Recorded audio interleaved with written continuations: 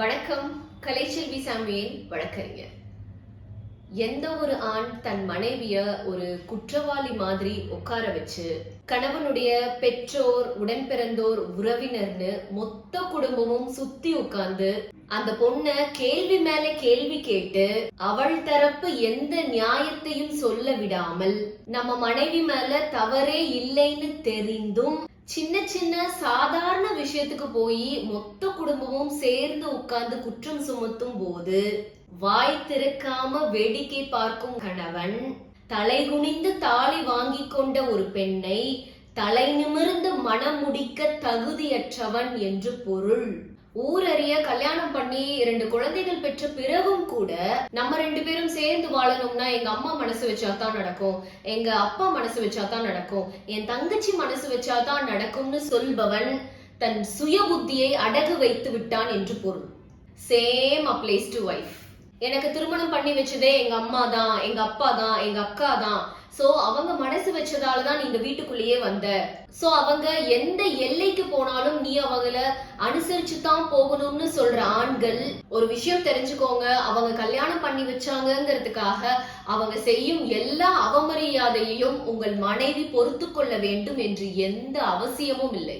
அதை மீறி அந்த பொண்ணு தனக்கு எதிராக நடந்த விஷயங்களுக்காக ஏன் இப்படி பண்றீங்கன்னு ஒரு வார்த்தை கேட்டுட்டா, அது எப்படி நீ எங்க அம்மாவை அப்படி சொல்லலாம், எங்க அப்பாவை நீ எப்படி சொல்லலாம், எங்க அக்காவை நீ எப்படி கேள்வி கேட்கலாம்னு வாய் திறக்கும் நீங்கள் உங்கள் மனைவியை குற்றம் சுமத்தும் போது மட்டும் வாய் திறக்காமல் இருப்பது முழுக்க முழுக்க கோழைத்தனம். பெரும்பாலும் நம்ம திருமணங்கள்ல தாலி கட்டும் போது கணவனுடைய சகோதரிகள் தான் 3வது முடிச்சு போடுவாங்க. அதுக்கான நோக்கம் என்னன்னா, என்னையும் உங்கள் குடும்பத்தில் ஒருவராக ஏற்றுக்கொள்ளுங்கள் என்ற கோரிக்கை தானே தவிர அதை ஏத்துக்கிறதும் நிராகரிக்கிறதும் அந்த மணப்பெண்ணின் கைகளில் தான் இருக்கிறது.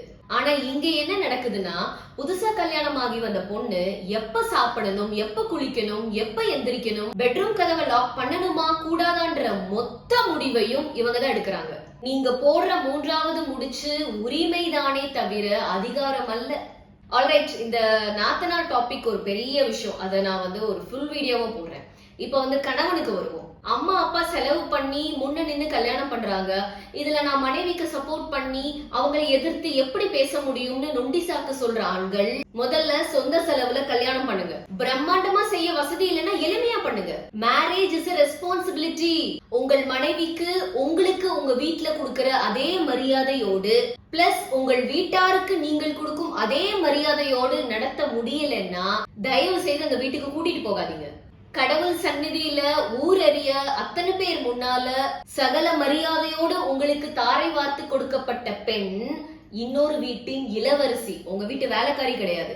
எந்த வீட்டுல எல்லாம் கல்யாணமான கையோட உன் பொண்டாட்டிக்கு ரொம்ப ஓவரா இடம் கொடுக்காத, அப்புறம் உன்னை மதிக்க மாட்டான்னு சொல்றாங்களோ, அங்கே அந்த குடும்பத்தார் அந்த கணவன் மனைவிக்கு இடையே நடக்கிற சின்ன சின்ன பிரச்சனைகளை கூட ஊதி ஊதி பெருசாக்க வாய்ப்பு இருக்கு. சோ கவனமா இருங்க. கணவன் மனைவி செக்ஸ் வச்சுக்கிறது மட்டும்தான் பிரைவேட்டான விஷயம், அதை தாண்டி அவங்களுக்குள்ள பர்சனல் ஒண்ணுமே கிடையாதுன்னு சொல்றதுக்கு யாருக்கும் அதிகாரம் இல்லை. எந்த வீட்டுல கணவன் மனைவிக்கு இடையே அவங்க வீட்டுக்குள்ள அவங்க ரூம்குள்ள ஒரு ஆர்கியூமெண்ட் நடந்துட்டு இருக்கும் போது மற்றவர்கள் அதுல மூக்கு நுழைக்காம அந்த இடத்துல இருந்து எழுந்து போறாங்களோ அவங்கதான் நாகரீகம் தெரிந்தவர்கள் என்று அர்த்தம். நிறைய வீடுகள்ல பிரச்சனை பெருசாகிறதே இந்த ஆடியன்ஸ் எல்லாம் உள்ள பூந்து நீ பண்றதுதான் சரி இல்ல நீ பண்றதுதான் தப்புன்னு இந்த தீர்ப்பு சொல்றதுனாலதான். தயவு செய்து யாருக்கும் அந்த உரிமையை, அதிகாரத்தை கொடுக்காதீங்க. அது கணவன் வீட்டாராக இருந்தாலும் சரி, மனைவி வீட்டாராக இருந்தாலும் சரி. இந்த உள்ள பூந்து நாட்டாமை பண்றவங்களாலதான் 2 நிமிடத்துல முடிக்க வேண்டிய பிரச்சனை 2 மாதம் 2 வருட கணக்கா போறதுக்கான காரணம். சேம் டைம் ஆடியன்ஸ்னா சுத்தி பார்த்து கை தட்டத்தான் செய்வாங்க. இதுல மற்றவர்களை குறை சொல்லி எந்த யூஸும் கிடையாது.